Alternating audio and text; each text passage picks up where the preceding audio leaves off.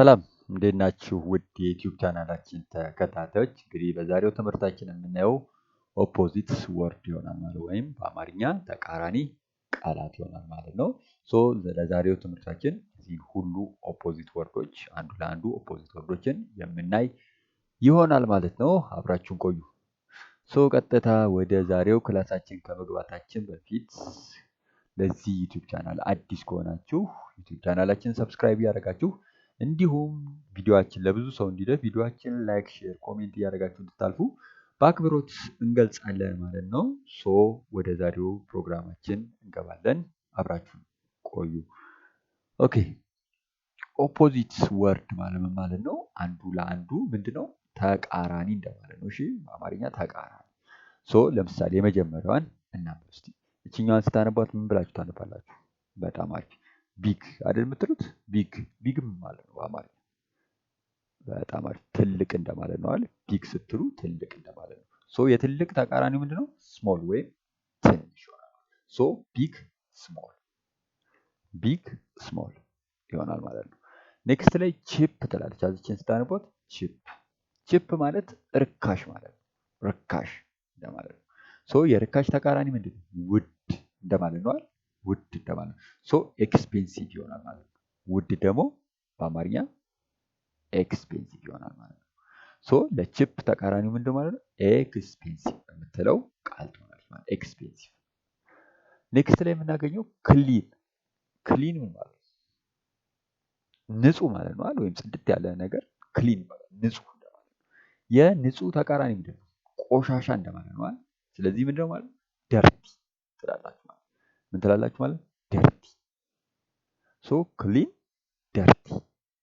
ክሊን ደርቲ። ወደ ኔክስት ቢት እቺኛዋን ስታነቧት ምን ብላችሁ ታነባላችሁ? በጣም አሪፍ ዲፕ ብለን ነው የምናነባው። ዲፕ ማለት ነው በአማርኛ ጥልቅ እንደማለት ጥልቅ ወይም ጥልቀት ያለው እንደማለት ዲፕ።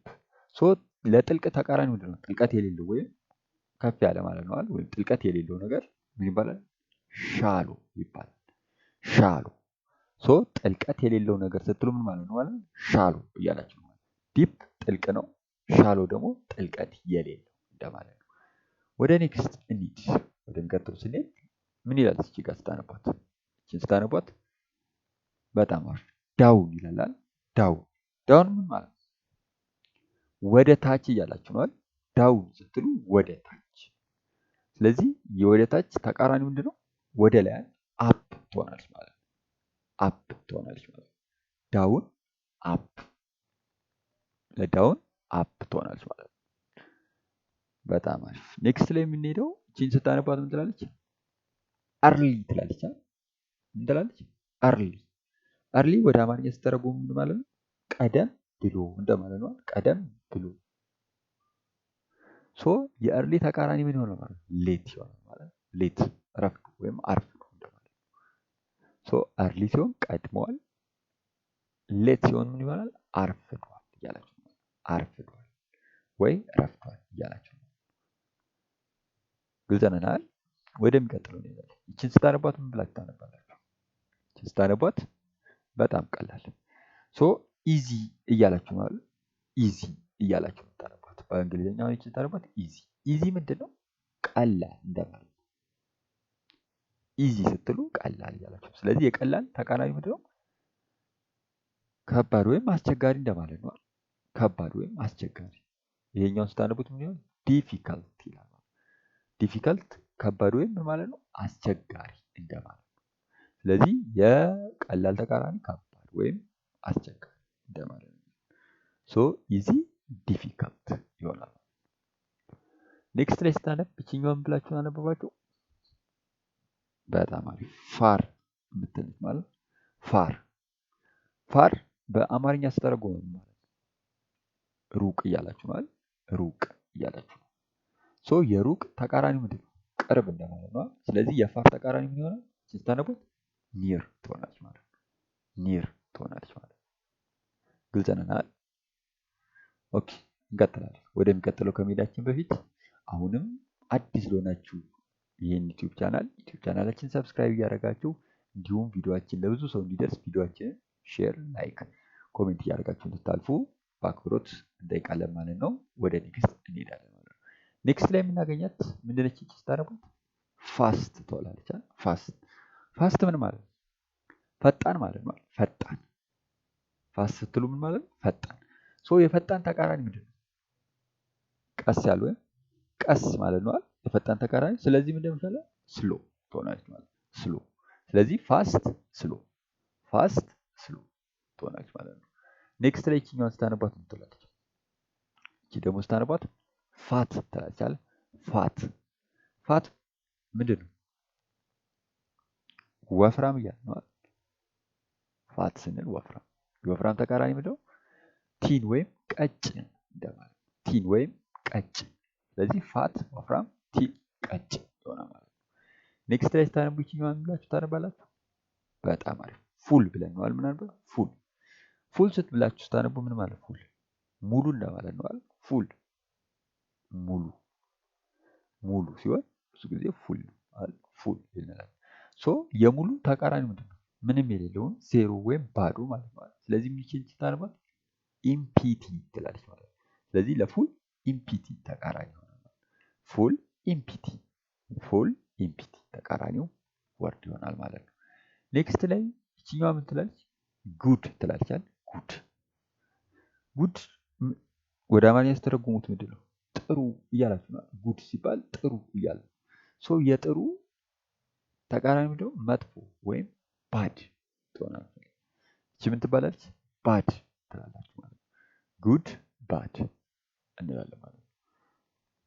ኔክስት ላይ የምናገኛት እቺ ምንድነች ማለት ነው? ሃፒ እያለ ነው ማለት ነው። ሃፒ ምን ማለት? ሃፒ ስለዚህ ደስታ አለ። ስለዚህ ሳድ ሀዘን ወይም ደስተኛ ያልሆነ ማለት ነው። ስለዚህ ሃፒ ሳድ ደስታ ሀዘን። ኔክስት ላይ የምናገኛት ትንሽ ሄቪ ትላለች። ሄቪ ከባድ እንደማለት ነው። ሄቪ ስትሉ በአማርኛ ምን እያላችሁ ማለት? ከባድ። ስለዚህ ለከባድ ተቃራኒ ምንድነው? ቀላል ወይም ላይት ትሆናለች ማለት ነው።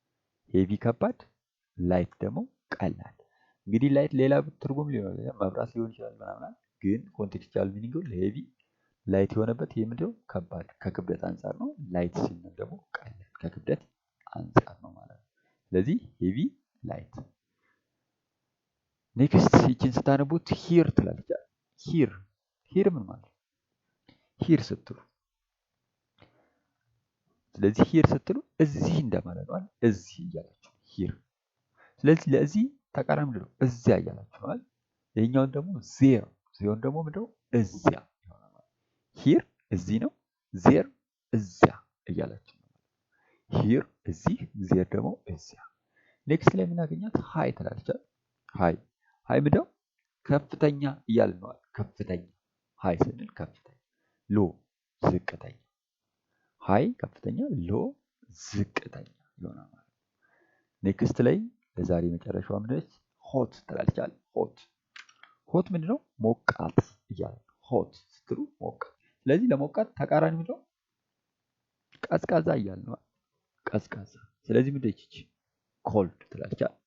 እንደምታርቋት ኮልድ ደግሞ ምንድነው? በአማርኛ ቀዝቃዛ። ስለዚህ ሆት ሞቃት፣ ኮልድ ቀዝቃዛ ይሆናል። ግልጽ ነናል?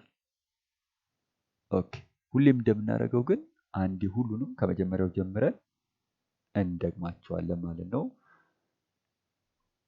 ከዚያ በፊት ግን ሰብስክራይብ ያላደረጋችሁ ሰብስክራይብ ያደረጋችሁ እንድታልፉ፣ እንዲሁም ቪዲዮአችንን ከወደዳችሁ ቪዲዮአችን ለሁሉም ሰው እንዲደርስ ቪዲዮአችንን ላይክ እያደረጋችሁ ኮሜንት እያደረጋችሁ እንዲሁም እንድታልፉ በአክብሮት እንገልጻለን ማለት ነው። አሁን አንዳንዴ እንላለን ማለት ነው። ቢግ ትልቅ፣ ስሞል ትንሽ፣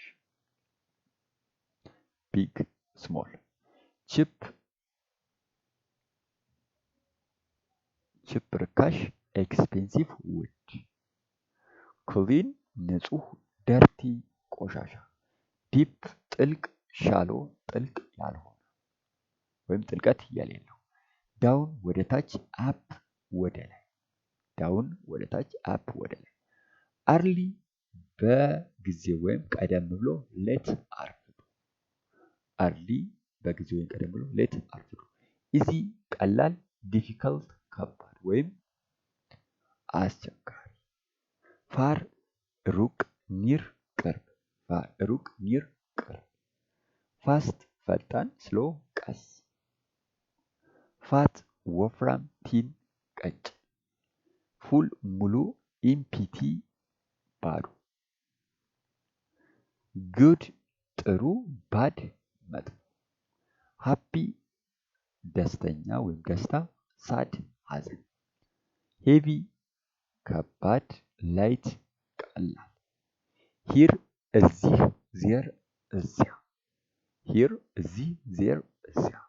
ሃይ ከፍተኛ፣ ሎ ዝቅተኛ። ሃይ ከፍተኛ፣ ሎ ዝቅተኛ።